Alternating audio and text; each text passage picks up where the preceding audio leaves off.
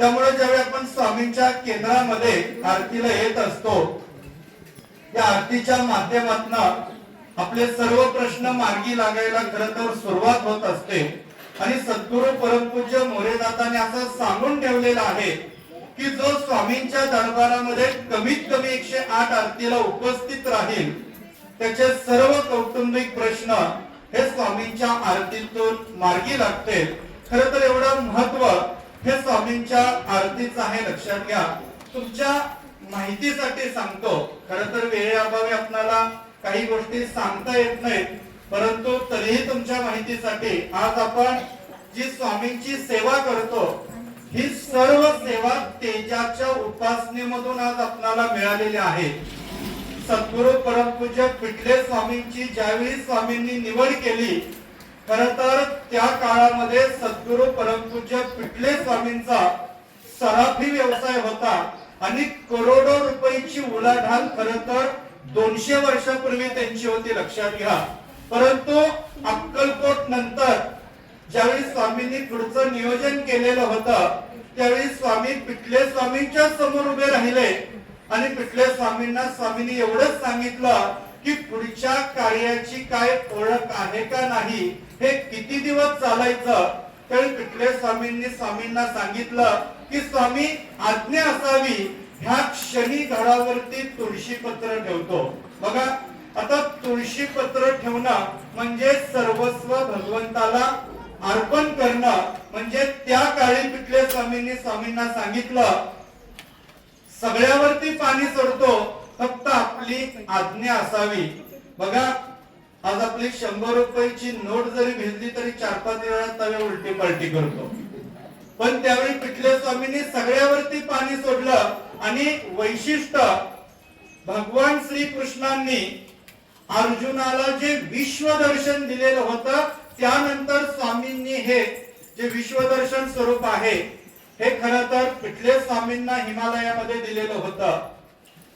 हिमालयामध्ये 12 वर्ष पिठले स्वामींकडून तपश्चर्या करून घेतली, त्र्यंबकेश्वर मध्ये 36 वर्ष करून घेतली, नाशिक मध्ये 12 वर्ष तपश्चर्या करून घेतली। आणि या तेजाच्या उपासनेमुळे पिठले स्वामींचे डोळे सुद्धा गेलेले होते, लक्षात ठेवा। त्यांच्या डोळ्यामधून आणि अंगामधून पू यायचा, परंतु त्याचा सुगंध हा चंदनासारखा 1 किलोमीटरवर दरवळायचा, कारण साक्षात तो देह स्वामींचा झालेला होता। आणि त्यानंतर मग सद्गुरू परमपूज्य मोरेदादांची निवड करून खरं तर हे मंत्र स्तोत्र या आरत्या आज अक्कलकोट मधून किंवा दिंडोरी मधून ही सेवा करण्याची एक संधी ह्या सर्वसामान्य आपल्या भाविक सेवेकऱ्यांना लाभली, लक्षात ठेवा। आज जर स्वामींनी हे कार्य अक्कलकोट आणि दिंडोरी पुरतं जर मर्यादित ठेवलं असतं तर आपणाला सेवा करण्याची संधी भेटली असती का? बघा, आज आपण प्रत्येकानं आपल्या मनाला एक प्रश्न विचारा की स्वामींच्या सेवेत येण्या अगोदर आणि स्वामींची सेवा भेटण्या अगोदर आपल्या जीवनामध्ये किती अंधकार होता, आपलं जीवन आपलं कुटुंब हे किती संकटानं भरकटलेलं होतं, ह्या प्रत्येक प्रश्नाचं उत्तर आपल्याला मिळेल। परंतु आज स्वामींच्या या सेवेमुळे यामध्ये विविध स्तोत्र मंत्र गुरुचरित्र नवनाथ भागवत सगळ्या प्रकारच्या सेवा आज आपल्याला स्वामींमुळे खरं तर करण्याची संधी प्राप्त झाली। परंतु लक्षात ठेवा, हे कलियुग आहे आणि कलियुगाचे एक वैशिष्ट्य आहे, हे कलियुग एकाच पायावरती उभा आहे। 4 युग झाली, तुम्हालाही माहिती आहे, सत्ययुग त्रेतायुग द्वापारयुग आणि कलियुग। हे नुसतं कलियुग नाही तर महाकलियुग आहे, लक्षात ठेवा। आणि या कलियुगामध्ये कुणाचीही गॅरंटी राहिलेली नाही। जो निस्वार्थ आहे, जो निस्वार्थी भावनेनं भगवंताची सेवा करतो त्याचीच हमी भगवंत या कलियुगामध्ये घेतो, लक्षात घ्या। आणि हे सत्ययुग 4 पायावरती उभं होतं, त्रेतायुग 3 पायावरती उभं होतं, द्वापारयुग 2च पायावरती उभं होतं, परंतु हे कलियुग एकाच पायावरती उभा आहे। कधी तोल जाईल सांगता येणार नाही। आणि हा तोल जाऊ नये म्हणून आपल्याला तो तोल सांभाळायचा असेल तर आपल्याला कुणाच्या सेवेशिवाय पर्याय नाही, स्वामींच्या सेवेशिवाय पर्याय नाही, लक्षात ठेवा. आज समाजामध्ये देवधर्म करणाऱ्यांची संख्या कमी नाही किंवा समाजामध्ये देवधर्म करत नाहीत असं पण नाही. आपल्याही पेक्षा लोक देवधर्म करतात, देवाला जातात. भक्ती ही दिखाव्याची नसावी, भक्ती ही अंतःकरणातल्या शुद्ध भावनेची असावी. आणि जिथं भक्ती शुद्ध भावनेची असते, लक्षात ठेवा, तिथं दिखावा करावा लागत नाही, कारण त्याच्या पाठीशी साक्षात भगवंत उभा असतो.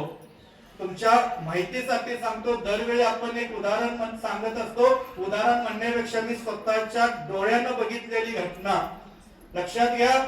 आजकालच्या सायन्सच्या मुलांची देवावरती भक्ती राहिलेली नाही, किंवा सायन्सच्याच म्हणण्यापेक्षा लोक विज्ञानवादी झालेले आहेत. पण जिथं विज्ञान संपतं तिथूनच खरा चमत्कार कोणाचा चालू होतो? स्वामींचा. हे ज्याला कळालं तोच जिंकला, लक्षात घ्या. आणि खर तर 2011-12 साली ज्यावेळी एक घटना अशी घडली, स्वामींच्या फोटो मधून ज्यावेळी रक्त येत होतं. तुम्हाला ही घटना दरवेळी आपण सांगत असतो, कारण कराड तालुक्यात पहिले एकच केंद्र होतं कराडमध्ये, राम मंदिरला. आता काही सेवेकरी होते, लक्षात ठेवा, जुने आपले. आणि तिथून ग्राम अभियान चालू झालं, गाव तिथं केंद्र, घर तिथे सेवेकरी. ही संकल्पना स्वामींनी राबवून घेतली. आणि एक घटना अशी घडली की स्वामींच्या डोळ्यातून, नाकातून, तोंडातून, छातीतून आणि बेंबीतून रक्ताच्या धारा लागलेल्या होत्या. लक्षात ठेवा, तुम्ही माणसाचं रक्त काय बघताय, मी स्वतःच्या हाताने ते भरलेलं होतं. मला आजही तो अनुभव सांगताना अंगावर काटा येतो. त्यावेळी कळालं, महाराज फोटो मध्ये नाही, ते प्रत्यक्ष आपल्या बरोबर आहेत. आणि लक्षात ठेवा, स्वामींना पण माहिती असतं दिखाव्याची भक्ती कोण करतय, श्रद्धेपासून कोण करतय. स्वामींना काही सांगावं लागत नाही. मग काही जण म्हणतात, आम्ही एवढी सेवा केली, मग महाराजांनी आम्हाला का अनुभव दिला नाही, त्यापेक्षा न आलेलं चांगलं. महाराज म्हणतात, बरं झालं माझ्या तरी डोक्याचा ताप गेला. लक्षात घ्या, आपणाला काय पाहिजे हे त्यांना सांगावं लागत नाही. लक्षात ठेवा, फक्त तुमची निष्ठा, श्रद्धा महाराज तपासतात का, तर 1001% तपासतात. लक्षात ठेवा. आणि जो स्वामी चरित्र वाचतो त्याला स्वामींचं खरं महत्वाने लीला ह्या आपल्या जीवनात काय आहेत ह्या समजतात. बघा, आपणाला परमपूज्य गुरुमाऊली नेहमी सांगतात, तुम्ही काही नाही केलं तरी चालेल, पण 11 माळी श्री स्वामी समर्थ जप आणि क्रमशः किती अध्याय वाचले पाहिजेत? 3. पण आम्ही म्हणतो आम्हाला ते नको, जरा एखादा तोडगा सांगावलं म्हणजे लवकर काम होऊन जाईल. तोडगे तर आपल्याला करायचेच आहेत, पण 11च माळी का आणि 3च अध्याय का? लक्षात घ्या, स्वामी चरित्र सारामृत हे फक्त 21 अध्याय नाही, 21 जन्म पुरेल एवढी मोठी ऊर्जा ह्या स्वामी चरित्रामध्ये ध्यानात घ्या. त्यामुळे जो स्वामी चरित्र वाचतो त्याला जीवनाचं सार आणि कुटुंब कसं चालवायचं हे सार त्याला कळतं. लक्षात घ्या, आज स्वामी खरं तर वारुळातनं प्रकट झाले, तपश्चर्याला बसलेले होते. तिथून स्वामींचा मूळ शेवटचा आविष्कार चालू झाला आणि अक्कलकोट मध्ये समाधी घेण्याचं नाटक करण्यापुरतं तो मर्यादित राहिला. तिथून पुढे स्वामी आज अजानुबाहू स्वरूपात आपल्यामध्ये वास्तव्याला आहेत. परंतु महाराज कुणाला त्या ठिकाणी खऱ्या अर्थानं संकेत देतात, जो खरोखर निष्ठेनं, श्रद्धेनं, विश्वासानं आणि कोणतीही चुकीची भावना न ठेवता सेवा करतो त्याला मात्र महाराज भरभरून देतात. आणि इतकं देतात की कधी कधी या ठिकाणी म्हणजे आपणाला मनात प्रश्न निर्माण होतो की नेमकं महाराज तुम्ही आम्हाला किती देताय. मला कितीतरी फोन आता या आठवड्याभरात आले. तुम्हाला एक अनुभव म्हणून आपण आता सुद्धा नवनाथ पारायणवेळी सांगितलं, अहो त्या पालीजवळ हरपळवाडी म्हणून गाव आहे, तुम्हाला माहिती असेल, तिथंही आपलं केंद्र आहे. आणि त्या ठिकाणी असा चमत्कार घडला, खरं तर स्वामींचा आरती तिथं सेवा आणि अनेक तिथं खेड्यातल्या महिला रोजंदारीवर जातात. बघा, कामाला जातात 250-300 रुपये हाजरीवर, पण महाराजांची सेवा केल्याशिवाय घरातनं बाहेर पडत नाहीत. ज्यावेळी तिथं प्रश्न उत्तराची सेवा घेतली आणि सगळ्या मला एक 10-12 महिला अशा भेटल्या की आमच्या मुलांचं भरतीचं तेवढं काम व्हावं. बघा, आज प्रत्येक आईला वाटतं की आपला मुलगा कुठंतरी चांगल्या ठिकाणी नोकरीला लागला पाहिजे किंवा त्या ठिकाणी त्याला चांगली नोकरी मिळाली पाहिजे. तुम्हाला पटणार नाही, त्या हरपळवाडी गावात आता एकाच वेळी 6 का 7 मुलं मिलिटरीत भरती झाली आणि महाराजांनी सगळ्यात मोठा चमत्कार घडवला फक्त एका गावात. मला कोल्हापूरवरनं वारणानगर कोल्हापूरमध्ये आहे तर मी पण तिथं काही गेलेलो नाही, लक्षात ठेवा. तिथल्या महिला अमावस्या पौर्णिमेला इथे येतात, त्यांच्याही मुलांची कामं महाराजांनी मिलिटरीत केली. मी म्हणत होतो 15-20 मुलं भरती झाली असतील, पण रेकॉर्ड घडलं आपल्या आगाशिव मध्ये सेवेला येणारी जवळजवळ 70 ते 75 मुलं मिलिटरीत भरती झाली. याला म्हणतात अशक्य शक्य करतील स्वामी. हे कधी घडतं? आपली श्रद्धा, आपली निष्ठा ज्यावेळी स्वामींच्या चरणाशी कितीही संकट आली तरी ढळत नाही, त्यावेळीच हे चमत्कार घडतात, लक्षात ठेवा. नाहीतर कधी कधी काय होतं, आपण सेवेला सुरुवात करतो, महाराज परीक्षा घ्यायला चालू करतात. आपलं प्रारब्ध आणि आपलं भोग हे आपल्याला माहिती नसतात आणि महाराजांनी परीक्षा घ्यायला चालू केली की मनात विचार येतो, ज्यावेळी आरतीला येत नव्हती, सेवा करत नव्हती, त्यावेळीच बरं होतं. आता मी आरतीला यायला चालू केलं, सेवा करायला चालू केली, तो बाबा काय माझ्या मागे हात धुवून लागलेला आहे. एकतर तो पण उघडा आहे आणि उद्या मला उघडा केल्याशिवाय राहणार नाही, त्यापेक्षा आरतीला न आलेलं बरं. लक्षात घ्या. पण मला तुम्हाला काय सांगायचंय, स्वामींचं तेज जर तुम्ही बघितलं, अनंत कोटी सूर्यांचं तेज ज्यामध्ये सामावलेलं आहे ते म्हणजे आपले गुरु स्वामी आहेत. त्यांच्या हातामध्ये जी गोटी आहे ती गोटी नाही, एकच ब्रह्मांड त्यांनी पकडलेलं आहे, लक्षात घ्या. मला तुम्हाला काय सांगायचंय, आपल्या आगाशीचा अनुभव जर आपण सांगायला लागलो तर वेळ पण पुरणार नाही आणि दिवस पण पुरणार नाही, लक्षात घ्या. फक्त काय होतंय, आपण खर तर ज्या सेवा सांगायचा प्रयत्न करतो किंवा आपण ज्या सेवा सांगत असतो ह्या तुम्ही किती प्रमाणात विश्वास ठेवून करता यावरती ते सगळे अनुभव आणि खर तर प्रचिती आपल्याला येत असतात. एका तर DYSP चा अनुभव आहे. खरं तर आता काही गोष्टी अशा असतात की त्या बोलायच्या नसतात, लक्षात ठेवा. कारण काय होतं, थोडस मग ते व्यक्तीचं पण थोडं नाव खराब होतं किंवा बाकीच्या गोष्टीचं सुद्धा आपल्याला काही बंधन पडतं. पण एक असा अनुभव DYSP चा, खरं तर तुमच्या माहितीसाठी सांगतो, कारण नसताना त्यांच्यावरती कुरघोडी झाली आणि जेलमध्ये गेले DYSP, लक्षात घ्या. परंतु आता ते मागच्या 2-3 दिवसापूर्वी आपल्या नवनाथ पारायणाच्या अगोदर जोडीने इथे येऊन गेले. त्यांच्यातही 2 वर्ष झालं सेवा करत होत्या, तरी सुद्धा त्यांना जामीन मंजूर होत नव्हता. पण त्या आगाशिव मध्ये आपल्या गुरुचरित्राला पौर्णिमेला मला वाटतं 2च आले असतील. तिसऱ्या पौर्णिमेच्या, तिसरी पौर्णिमा तर कधी आपली 1 तारखेला, त्याच्या आत जो जामीन 2 वर्ष मंजूर होत नव्हता तो तिसऱ्या पौर्णिमेच्या आत झाला. त्यांनी सांगितलं की माझा नवस, मी एवढ्या ठिकाणी फिरले पण शेवटी आकाशी मध्ये आले, महाराजांनी माझं ऐकलं, लक्षात घ्या. याला म्हणतात अनुभव. तुम्ही इथं या, सेवा करा. आपलं दरबार खरं तर सकाळी 6 पासून रात्री 9-9:30 पर्यंत चालू असतो. तुम्ही पुण्या मुंबईत जरा जा, दुपारी 2 ते 4 कंपल्सरी केंद्राला कुलूप घातलेलं असतं. पुण्यातले असतात सेवेकरी, त्यांना तुम्ही विचारा.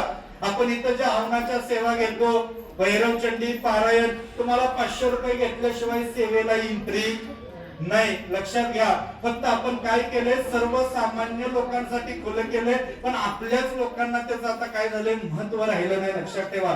राहू नाहीतर न राहू, शेवटी हा तुमचा प्रश्न आहे. पण खरं तर प्रश्न खरोखर ज्यांचे आहेत ते इथं येतात आणि महाराजांच्या आशीर्वादानं संकटमुक्त होतात. असे कितीतरी अनुभव व्हॉट्सअपला आपण टाकत असतो किंवा इथं येऊन लोक सांगत असतात. आमच्या पल्लवीत कितीतरी व्हिडिओ इथे येणाऱ्या सेवेकऱ्याच्या करत असतात, लक्षात घ्या. आता तुम्हाला त्या माहितच आहे, म्हणजे प्रत्येक सेवेकऱ्याचा अनुभवाचा व्हिडिओ त्यांना म्हणलं जेवढे होतील तेवढे करा, जाऊ द्या सगळीकडे, हरकत नाही. मला तुम्हाला काय सांगायचंय, आज हे अनुभव कशासाठी, त्यातनं शिकायचं काय, सेवा केल्यानंतर केलेली सेवा वाया जात नाही, लक्षात घ्या. म्हणून तुम्हाला सांगणं आहे, आज आपला दरबार, आज या ठिकाणी स्वामींनी जे नियोजन करून घेतलेलं आहे, आपण खरं तर लक्षात ठेवा, थेंबे थेंबे तळे साचे या उक्तीप्रमाणे हे नियोजन केलेलं आहे. फक्त आगाशू मधल्या सेवेकरांनी एकच कळकळीचं सांगणं लक्षात ठेवा. मी मागच्या वेळी पण सांगितलं होतं, आता पण सांगतोय, भले तुम्ही काय करा अगर करू नका, पण लोकांपर्यंत खऱ्या अर्थानं स्वामी सेवेचं महत्व तुम्ही पोहोचवा. कारण लक्षात ठेवा, जे काम महिला करू शकतात, मी दरवेळी सांगतो, ते पुरुष करू शकत नाहीत. मी लय ठिकाणी बघितलंय, एखादी महिला जर घराच्या बाहेर उभी असली आणि तिच्या ओळखीची दुसरी चालत निघालेली असेल तर ती म्हणते 5 मिनिटं जरा असं असाय, 5 मिनिटं म्हणता म्हणता तासभर येते. लक्षात घ्या. पण तुम्ही सेवेचं काय सांगत नाही. मला काय सांगायचंय, आज लक्षात ठेवा, भगवान श्रीकृष्णांनी तुम्हाला एवढा मोठा आशीर्वाद दिलाय. अहो, तुमच्या मुखातून बाहेर पडणारी घटना अख्खी आगाशिवनगर मलकापुरून फिरून यायला 5 मिनिटं पण लागत नाही. तुम्ही लोकांना सांगा, आपल्या आगाशिव मध्ये स्वामींचा दरबार आहे, त्रिकाल आरती चालू आहे, 10:30चा नैवेद्य कधीतरी घ्या, 6चा स्वामींचा नैवेद्य कधीतरी घ्या. इथं आरतीला आठवड्यातनं कोणत्याही एकदा तुम्ही या. प्रश्न कोणतेही असू द्या, समस्या कोणतीही असू द्या, सेवा केल्यावरती राहणार नाही. तुम्ही जर वेळ असेल, औदुंबराला 108 प्रदक्षिणा मारा, यज्ञाचं दर्शन घ्या, स्वामींचं दर्शन घ्या, 11 माळी जप असेल तो करा. इथं वेळ मिळाला, स्वामी चरित्र सारामृत वाचा. आता आपण फेब्रुवारी महिन्यापासून दर गुरुवारी सकाळी 10:30च्या आरतीनंतर सामुदायिक स्वामी चरित्र सारामृत पाठ चालू करतोय. आता लक्षात ठेवा, आपण 1 तारखेला सांगणार आहोत. कारण काय झाले, अनेक सेवेकऱ्यांची अशी मागणी आली की जर दर गुरुवारी स्वामी चरित्र 10:30च्या आरतीनंतर आगाशिव केंद्रामध्ये घेतलं तर सामुदायिक 100-150 स्वामी चरित्र आठवड्यातनं होऊन जातील. म्हणून 1 तारखेला आपण तेही नियोजन सांगणार आहोत. ज्यांना वेळ असेल ते या सेवेत सहभाग घेऊ शकतात. रविवारी मल्हारी सप्तशती आपण सेवा हळूहळू आपण करणार आहोत. फक्त मला या सगळ्याच्या निमित्तानं तुम्हाला एकच सांगायचं आहे की स्वामींची सेवा करत राहा. आशीर्वाद स्वामी द्यायलाच आहे. आणि लक्षात ठेवा, स्वामींना मागायची गरज नाही. तुम्हाला काय पाहिजे स्वामींना फक्त सांगा. आता तुम्ही म्हणणार मागू तर नका सांगा पण म्हणताय. आता मी काय म्हणतो हे तुमच्या लक्षात येतंय का बघा. आपणाला सगळं पाहिजे, पैसा पाहिजे, गाडी पाहिजे, बंगला पाहिजे, शेजाऱ्याकडे लय झालं तर थोडं त्यात आपणाला आलं पाहिजे, म्हणजे आपल्या लय मनोकामना असतात. तुम्हाला महाराजांना काहीच मागायची गरज नाही. फक्त एकच स्वामींना मागा, सगळं तुमच्या चरणाशी आणून महाराज ठेवतील. मागायचं काय, महाराज जोपर्यंत हे शरीर जिवंत आहे आणि या शरीरात आत्मा आहे तोपर्यंत तुमच्या चरणांची सेवा निस्वार्थी भावनेतून करून घ्या. आणि ह्या शरीराला आणि ह्या मनाला कधीही वाईट विचारांचा स्पर्श होऊ देऊ नका. एवढंच स्वामींना मागा, तुम्हाला दुसरं काहीही मागावं लागणार नाही. लक्षात घ्या, हे स्वामींच्या सेवेचं वैशिष्ट्य आहे. म्हणून तुम्हाला सांगणं आहे, आपण जेवढी सेवा करू तेवढी कमीच आहे. परंतु संसार करत परमार्थ करायचा आहे, कुटुंब चालवत परमार्थ साधायचा आहे. म्हणून तर स्वामी स्तवन मध्ये सांगितलंय, असोनिया संसारात प्राचीन तव नामामृत, प्रपंच आणि परमार्थ तेने सुगम मज लागी. खरं तर ह्या उक्ती प्रमाणात हे कार्य करायचं आहे. म्हणून आपल्याला सांगणंय, आज एवढं मोठं जे नियोजन आपण या ठिकाणी जागे सहित म्हणजे आपल्या केंद्राचं केलेलं आहे ते फक्त सेवेकऱ्यांचं भलं व्हावं आणि सेवेचं त्या ठिकाणी नियोजन व्हावं म्हणून आपण हे नियोजन केलेलं आहे. आणि खरं तर तुमच्या सहित या आगाशिव मध्ये येणाऱ्या प्रत्येक सेवेकऱ्याचं योगदान आहे. खरं तर आता काही महिला आम्हाला अशाही म्हणल्या, अहो एवढी देणगी दिली पण अजून बिल्डिंग काही दिसना झाल्या. बघा, म्हणजे तुमचं बरोबर आहे, तुम्ही प्रश्न विचारले पाहिजे आणि त्या प्रश्नाचं उत्तर देणं आमचं कर्तव्य आहे. कारण दरबार सगळ्यांचा आहे, स्वामी सगळ्यांचे आहेत. त्यांना म्हणलं बरोबर आहे, तुम्ही देणगी दिली पण अजून बिल्डिंग दिसत नाही. कारण आपण जी जागा विकत घेतलेली आहे त्या जागेचीच किंमत काही लाखात आहे. ते आपण मागच्या वेळी पण सांगितलं. आणि तुमच्या माहितीसाठी सांगतो, आतापर्यंत या वर्षभरामध्ये जवळजवळ 60 ते 65 लाखापेक्षा देणगी आपली जमा झाली.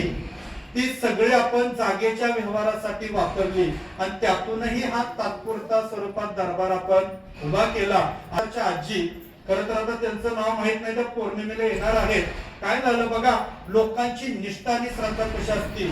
आता त्या घरातल्यांना पण माहिती नाही, त्या आजींचं वय जवळजवळ मला वाटतंय 80च्या आसपास. दर पौर्णिमेला अमावस्येला एसटी नाही तर यायच्या. काही सेवेकऱ्यांनी त्यांना बघितलं पण असेल, पण मला वाटतंय मागच्या आठवड्यामध्ये त्यांचं निधन झालं वयोमानानुसार. बघा वय किती होतं, 80च्या आसपास. आज त्यांच्या सुनबाईचा मला रात्री फोन आला आणि आज एका पाहुण्यांचा फोन आला. अहो म्हणे आजींच्या कपाटात एक चिठ्ठी सापडल्या. म्हणलं कसली? अहो म्हणे त्या आजीनं चिठ्ठीत लिहून ठेवलंय, आतापर्यंत जेवढं मी साठवून ठेवलेलं आहे ती सगळी देणगी येणाऱ्या पौर्णिमेला आगाशीला जाऊन जमा करायची, कुणीही घरातल्यानी वापरायची नाही. हे त्या आजीनी चिठ्ठीत लिहून ठेवलंय, लक्षात ठेवा. मला सांगा काय माणसांची निष्ठा असावी आणि काय माणसांची श्रद्धा असावी. मला अंगावर 2 मिनिटं काटा उभा राहिला, लक्षात घ्या. म्हणजे आज आगाशिव मधनं त्या आजी मला नेहमी म्हणायच्या, माझ्या पोराचं चांगलं झालं, सुनाचं चांगलं झालं, माझ्या पुरीचं पण चांगलं झालं, सगळं घर माझं सुधारलं. कुणामुळं? अहो म्हणलं सातारला आहेत की केंद्र? नाही नाही म्हणे, इथल्या स्वामींनी सुधारलं. आता म्हणलं महाराज एकच वेगळे आहेत का? नाही म्हणे, तुमच्या केंद्रातली माणसं लय भारी आहेत, कधी कुणाला वाईट बोलत नाही. म्हणलं मी पण नाही ना बोलत आजी. म्हणजे मी त्यावेळी त्यांना म्हणायचं, लक्षात ठेवा. मला खूप वाईट वाटलं थोडंसं, की मला पण माहिती नाही, पण त्यांच्या सुनबाईंचा त्यांच्या पाहुण्यांचा फोन आल्यावर कळालं. म्हणजे मला सांगा, ती पहिल्यातली लोक म्हणायची काही, म्हणजे आपली जुनी जाणती वयस्कर माणसं, त्यांचं म्हणजे काही काही साठवून ठेवलेलं असायचं. म्हणजे मला काय म्हणायचंय, किती लोकांची निष्ठा आपल्या आगाशिव नगरवर असावी.